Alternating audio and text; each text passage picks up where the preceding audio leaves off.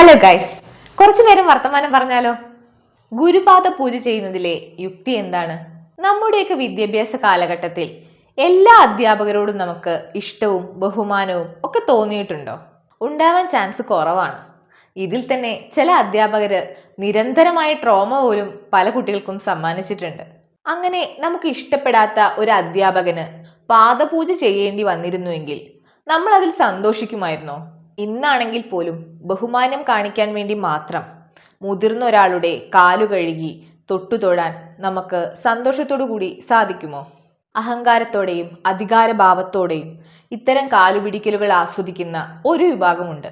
ഗതികേട് കൊണ്ട് മാത്രം അത് ചെയ്യേണ്ടി വരുന്ന മറ്റു ചിലരും.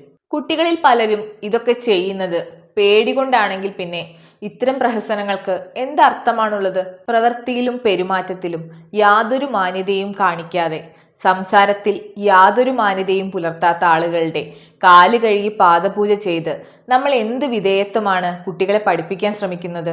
ഇങ്ങനെ ചെയ്യേണ്ടി വരുന്ന കുട്ടികളുടെ എന്ന് മാത്രമല്ല, ആരുടെ തന്നെ ആയാലും അവരുടെ സ്വതന്ത്ര ചിന്താഗതിക്ക് അതൊരു വലിയ വിലങ്ങുതടിയാണ്. അധ്യാപകരാണെങ്കിലും മുതിർന്ന വ്യക്തികളാണെങ്കിലും സംസാരവും പെരുമാറ്റ രീതിയും നല്ലതാണ് എങ്കിൽ അവരെ ബഹുമാനിക്കാനുള്ള വഴികൾ നമ്മൾ തന്നെ തിരഞ്ഞു നടക്കും. ചിലപ്പോൾ ആ കാലൊന്ന് തൊട്ടു തൊഴുതു എന്നും വരും. എന്നാൽ ഇതിനൊക്കെയുള്ള യോഗ്യത ആചാരങ്ങളിലൂടെ നിർബന്ധമായി ഉണ്ടാക്കിയെടുക്കേണ്ടതല്ല. അതെല്ലാം നമ്മുടെയൊക്കെ ഉള്ളിന്ന് വരേണ്ടതാണ്.